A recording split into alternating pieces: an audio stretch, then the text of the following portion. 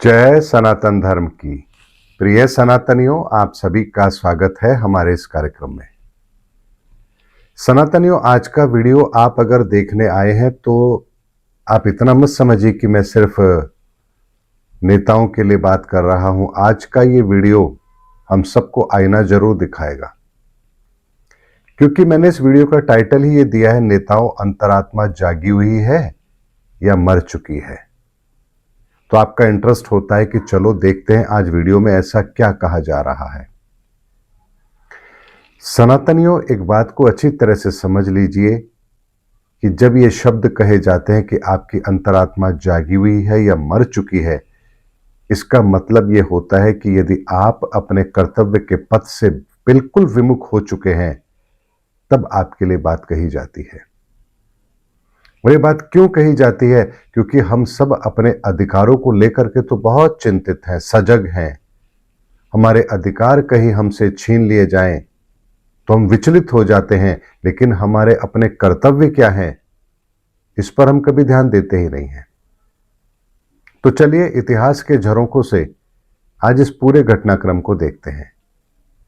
भगवान राम का क्या अधिकार था कि वो अयोध्या के राजा बने, क्योंकि सबसे ज्येष्ठ पुत्र हैं, योग्य हैं। लेकिन भगवान राम को जब वनवास दे दिया गया तो भगवान राम यहां पर अपने अधिकारों के लिए नहीं लड़ रहे हैं, बल्कि अपने राज्य के राजा, जो कि उनके पिता भी हैं, उनके वचनों की पालना कर रहे हैं। यानी अपने कर्तव्य का बोध उन्हें है और वो वन की ओर चले जाते हैं, वनवास को स्वीकार कर लेते हैं। तो यहां उनका कर्तव्य बोध उन्हें कर्म करने के लिए प्रेरित कर रहा है, तो वो अपने अधिकारों की नहीं बल्कि अपने कर्तव्य की पालना कर रहे हैं। भगवान कृष्ण गोकुल के अंदर हैं, नंद बाबा के यहाँ है, माता यशोदा, राधा, साथ में बहुत सारे सखा हैं। लेकिन जब कर्तव्य का बोध होता है, पता लगता है कि उन्हें मथुरा जाना है, कंस से मुलाकात करनी है, तो सब कुछ छोड़ करके अपने कर्तव्य के बोध के लिए वो चल पड़ते हैं, गोकुल को छोड़कर मथुरा की ओर। पीछे मुड़कर नहीं देखा, न राधा को देखा, न ग्वाल बालों को देखा, न नंद बाबा को देखा, न मां यशोदा को देखा। ये होता है कर्तव्य का बोध। प्रकृति को देख लीजिए, प्रकृति भी हमें क्या क्या समझाती है। ये चांद ने कभी आपसे कुछ मांगा? ये तारे सितारे जो हमारा मार्गदर्शन करते हैं, ये सूरज जो हमें गर्मी देता है, रोशनी देता है, हमारे लिए प्राणदायक है, क्या इसने हमसे कभी कुछ मांगा?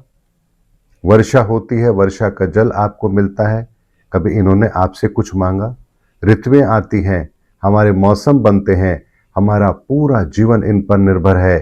क्या प्रकृति ने आपसे कभी कुछ रिटर्न में मांगा? क्योंकि प्रकृति को अपने कर्तव्य का बोध है, वो अपने अधिकारों के लिए काम नहीं करती है।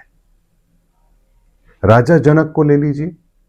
जब पता लगता है कि मेरी प्रजा के सामने संकट है, सूखा पड़ रहा है और समाधान के लिए मुझे बैल की जगह हल में लग करके हल जोतना है, तो यहां वो बैल की जगह स्वयं को लगा लेते हैं। सोचिए, एक राजा अपनी प्रजा के लिए किस तरह से अपने कर्तव्य का बोध कर रहे हैं। क्या आपको ये पता है? भगवान कृष्ण अर्जुन को क्या कह रहे हैं? अर्जुन, तो अपने अधिकारों के लिए चिंतित मत हो कि तू जीतेगा या हारेगा, हारेगा तो तुझे क्या होगा, जीतेगा तो तुझे क्या मिलेगा। तू सिर्फ अपने कर्तव्य की पालना कर, तेरा कर्तव्य इस समय युद्ध करना है। और जब वो अपने कर्तव्य से विमुख होता है तो भगवान श्री कृष्ण गीता के उपदेश के द्वारा उसको कर्तव्य के पथ पर चलने के लिए प्रेरित करते हैं। जिस गीता को आज आप सुनते हैं, वो पूरी की पूरी गीता तो आपको कर्तव्य याद दिलाती है। क्या आपको आपके कर्तव्य याद है? ऋषियों की बात ले लेते हैं। भागीरथ जी, क्या कर्तव्य था उनका? क्योंकि ऋषि परंपरा से आते थे, तो गंगा को, स्वर्ग से गंगा को धरती पर लाने के लिए अपना योगदान दिया, बदले में कुछ नहीं मांगा। दधीची ऋषि अपनी हड्डियों तक का दान कर दिया। मां गायत्री, कामधेनु गाय, ये वो उदाहरण है जिन्होंने कभी भी मांगा नहीं बल्कि दिया है, यानी अपने कर्तव्य का बोध हर जगह पर हमें दिखाई देता है।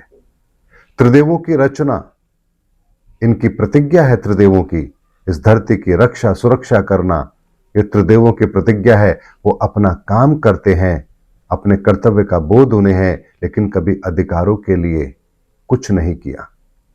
हम उन्हें कुछ भी कहें, हम भगवान के लिए कुछ भी कहें, भगवान ने कभी हमें दंडित नहीं किया कि हमने उनको ऐसा कैसे कह दिया, लेकिन वो अपने कार्य को करते रहते, अपने कर्तव्य का बोध उन्हें है।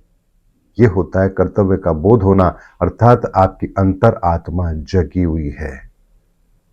लेकिन जब आपकी अंतरात्मा मर जाती है, तब आप फिर अधिकारों की बात करते हैं, कर्तव्य का बोध आपको होता ही नहीं है।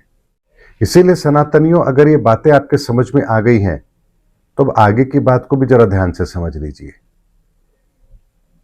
जब एक व्यक्ति इस धर्म के मार्ग पर चलता है, अपने कर्तव्य की पालना करता है, तो परमात्मा भी ये देखना चाहता है, परमात्मा भी दुनिया के सामने एक उदाहरण रखना चाहता है कि इस कर्तव्य का बोध जिनको होता है वो कितने महान होते हैं, उनकी कार्यप्रणाली कैसी होती है।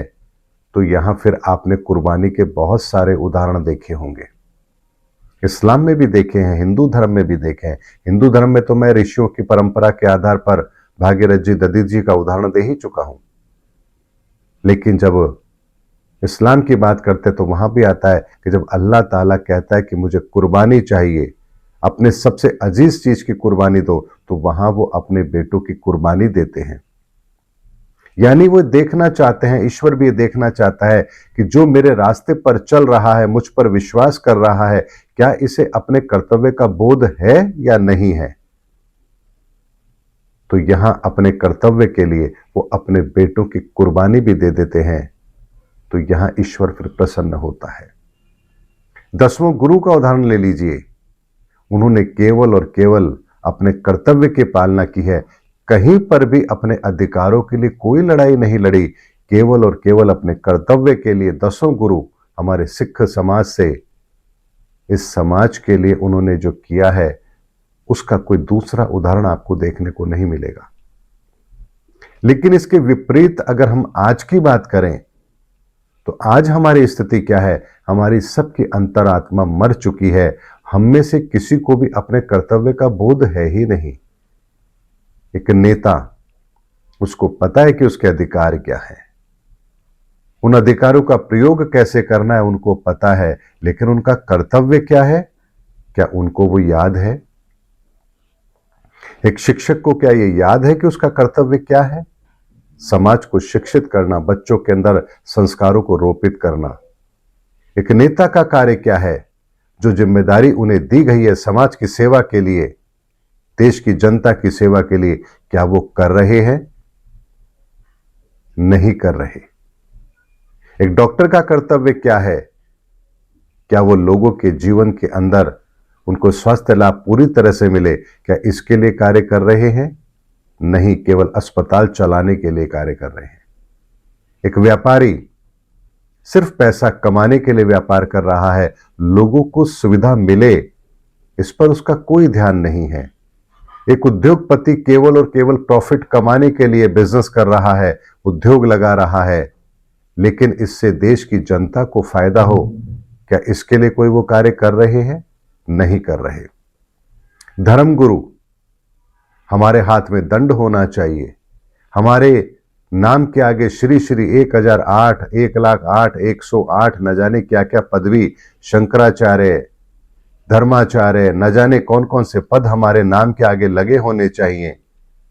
हमारे आगे पीछे ऐसी व्यवस्था होनी चाहिए। हम कहीं शाही स्नान करने जाएंगे, हम पालकी में बैठ के जाएंगे। अपने अधिकार तो याद हैं, लेकिन क्या अपने कर्तव्य याद हैं। संत का काम होता है, धर्म गुरुओं का काम होता है समाज को राह दिखाना, क्या दिखा रहे हैं। पद तो चाहिए, लेकिन संत की वाणी में तो विनम्रता होती है। संत के कर्म तो ऐसे होते हैं जो समाज को एक राह दिखाने का कार्य करते हैं, उदाहरण होते हैं। लेकिन यहां तो एक भी संत ऐसा नहीं है जो अपने जीवन के अंदर समाज को राह दिखाने का कार्य कर रहा हो, तो बताइए इस समय पर कौन है जिसकी अंतरात्मा जागी हुई है? और जब अंतरात्मा ही मर चुकी है तो फिर समाज का भला कैसे होगा, देश का भला कैसे होगा, दुनिया का भला कैसे होगा? इसीलिए सनातनियों, इस समय पर धर्म युग के अंदर यदि आप सोच रहे हैं कि कल की आएंगे, आप उनके साथ लग जाएंगे, कल की आपको दर्शन देंगे, आपके मन में अगर कल की को लेकर किसी भी तरह की विचारधारा है, तो एक बात को समझ लीजिए, अगर आपकी अंतर आत्मा जागी हुई है तभी आप कल की को देख पाएंगे, मिल पाएंगे, समझ पाएंगे। अन्यथा सपने में भी मत सोचना कि आप कल की से कभी मिल पाएंगे। कल की अपना कार्य कर भी रहे होंगे, लेकिन चूंकि आपकी अंतर आत्मा मर चुकी है तो आपको कभी कल की दिखाई देंगे ही नहीं। इसीलिए सनातनी एक बात को ध्यान से समझ लीजिए, हमें अपने कर्तव्यों के लिए कार्य करना है, अधिकारों के लिए नहीं करना है। अगर ज्योतिषाचार्य में हूं, मेरा कर्तव्य क्या है? आपके जीवन में जो तकलीफ है उसका समाधान देना, ये मेरा कर्तव्य है। आपको सही राह दिखाना, ये मेरा कर्तव्य है। जो श्रेष्ठ मार्ग है वो मार्ग आपके लिए कैसे सुलभ हो, ये व्यवस्था करना मेरा काम है। ज्योतिष का जो महान ज्ञान है, ये महान ज्ञान क्यों दिया गया हमें? इसलिए कि हम कुछ उपाय करके और अपने कर्मों से मुक्त हो जाएंगे? नहीं। इस कर्म बंधन में अगर हम बंधे हैं तो कैसे ईश्वर हमारे लिए वो व्यवस्था कर रहे हैं, उन व्यवस्थाओं को हम समझ करके और अपने जीवन के अंदर लाभान्वित हो पाए। तो सोचिए, ईश्वर ने तो अपना कर्तव्य कितनी बेहतर तरीके से पूरा किया है कि अपने रहस्य को भी उन्होंने आपके सामने रख दिया। लेकिन हम तो इस ज्योतिष विद्या को भी आज व्यापार के दृष्टिकोण से देखते हैं। जब मैं वीडियो बनाता हूं, लोगों को लगता है मैं ज्योतिष के वीडियो तो बना ही नहीं रहा, क्योंकि राहु केतु और मंगल बुध की बात ना करूं तो आपको लगता है ज्योतिष तो काम ही नहीं करेगी, इसके अलावा ज्योतिष है क्या?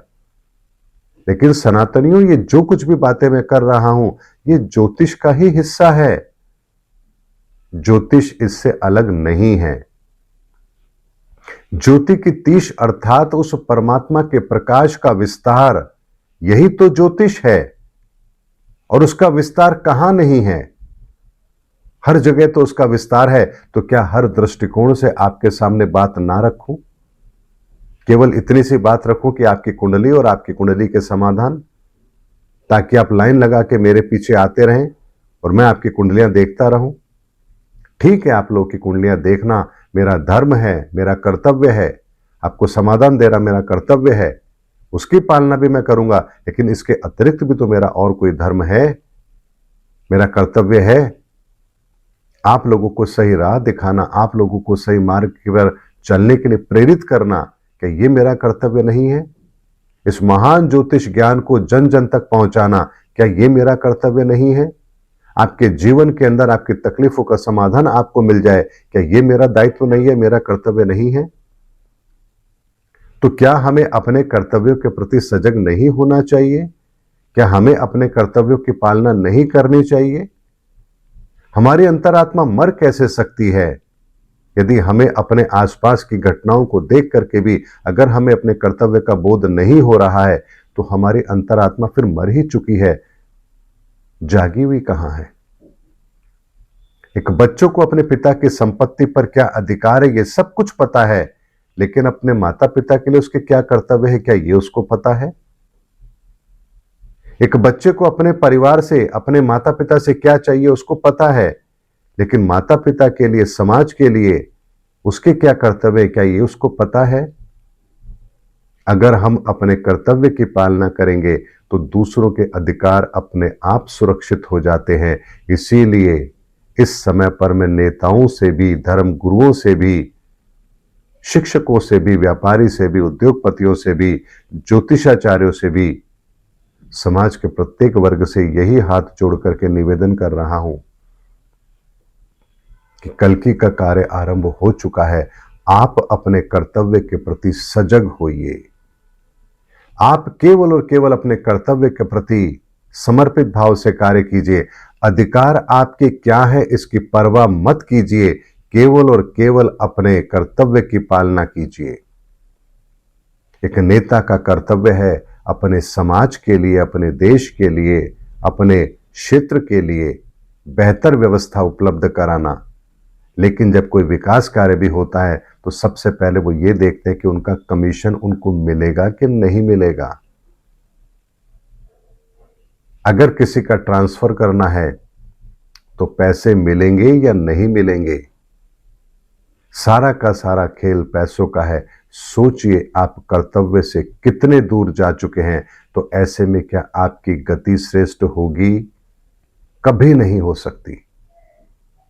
आज आपको आईना तो देखना ही पड़ेगा, अपना चेहरा तो देखना ही पड़ेगा। बहुत डरावना चेहरा है, लेकिन देखना तो पड़ेगा, क्योंकि धर्म युग के अंदर सारे नकाब उतरेंगे जरूर। इसीलिए सनातनियों, इस दुनिया की समस्या का समाधान बहुत आसान है, लेकिन हम कभी उस दृष्टिकोण से सोचते ही नहीं हैं। अगर प्रत्येक व्यक्ति सिर्फ और सिर्फ अपने कर्तव्य का पालन करे तो इस दुनिया के सारे अधिकार अपने आप सुरक्षित हो जाएंगे, और लड़ाई केवल और केवल अधिकारों की है। हमारे न्यायालयों के अंदर करोड़ों केस पड़े हैं, लेकिन हर केस अपने अधिकारों को लेकर के है। एक केस भी ऐसा नहीं होगा जो कर्तव्य को लेकर हो, यानी किसी व्यक्ति ने इसलिए केस किया हो कि मैं अपने कर्तव्य की पालना नहीं कर पाया तो मैं सजा का पात्र हूं, मुझे दंड मिलना चाहिए। क्या इसके लिए कोई न्यायालय में गया है? आज तक नहीं गया। लेकिन ये मेरा अधिकार है, ये मुझे मिलना चाहिए, इसी के लिए हम न्यायालयों में जाते हैं। और करोड़ों केस जो पड़े हैं केवल और केवल अधिकारों के लिए है, कर्तव्य के लिए तो एक भी नहीं है। इसीलिए सनातनियों, ईश्वर यदि हमें कुछ देता है तो हमारे जीवन के अंदर हमारी उपलब्धि को देखकर, हमारे कर्तव्यों को देख करके हमारे जीवन के अंदर वो सुख देता है। अधिकारों के लिए वो सुख नहीं देता है। उदाहरण मैं आपको दे चुका हूं, भगवान राम से लेकर, कृष्ण से लेकर, राजा जनक से लेकर, ऋषियों से लेकर के हमारे पैगंबरों तक, हर जगह का मैं उदाहरण दे चुका हूं आपको। अगर इसके बाद भी अगर आपको बात समझ नहीं आ रही है तो फिर सपने में भी मत सोचना कि आप कल्कि के कार्य में सम्मिलित हो पाओगे। इसलिए सनातनियों, आज अपने हाथ के अंदर जल लेकर के एक कसम खाइए कि मैं अपने कर्तव्य की पालना करूंगा। मैं अपने अधिकारों की परवाह ना करते हुए मैं केवल और केवल अपने कर्तव्य की पालना करूंगा। और अपने कर्तव्य की पालना करते समय किसी भी तरह का कोई स्वार्थ मेरे मन में ना हो, कोई लालच मेरे मन में ना हो, ऐसी ईश्वर मुझे प्रेरणा दे। ये आप प्रतिज्ञा करें जल हाथ में लेकर, और फिर इस जल को पी जाइए। अब ये जल अमृत के समान आपके भीतर काम करेगा। यदि आप वास्तव में कर्तव्य की पालना करेंगे तो कल्कि के दर्शन, कल्कि का सानिध्य आपको मिलेगा ही मिलेगा। अन्यथा ये जो जल आपने पिया है ये फिर पारे के समान काम करेगा, यदि आप अपने कर्तव्य के रास्ते पर नहीं है तो फिर आपके भीतर जाके वो कार्य करेगा जैसे पारे का सेवन करने के बाद शरीर की क्या हालत होती है। आपका एक एक नस फट करके जैसे खून की धारा बहने लगती है पारे का सेवन करने के पश्चात, ऐसे यदि आप प्रतिज्ञा कर रहे हैं और फिर अगर उस प्रतिज्ञा के मार्ग पर आप नहीं चल रहे हैं तो ये प्रतिज्ञा आपके लिए फिर पारे के समान है। अगर है हिम्मत तो लीजिए अपने हाथ में जल और करिए प्रतिज्ञा, यदि मिलना चाहते हैं कल्कि से तो। अन्यथा बैठे रहिए, करते रहिए जो आप कर रहे हैं, फिर आपकी गति भी वही होगी जो ऊपर वाले ने निश्चित की है। बात कड़वी है, डरावनी है, लेकिन सच है, और सच को तो आपको स्वीकार करना ही पड़ेगा। मिलेंगे अगले वीडियो के अंदर, तब तक के लिए जय सनातन धर्म की, जय धर्मयुग की, जय सनातन विश्व।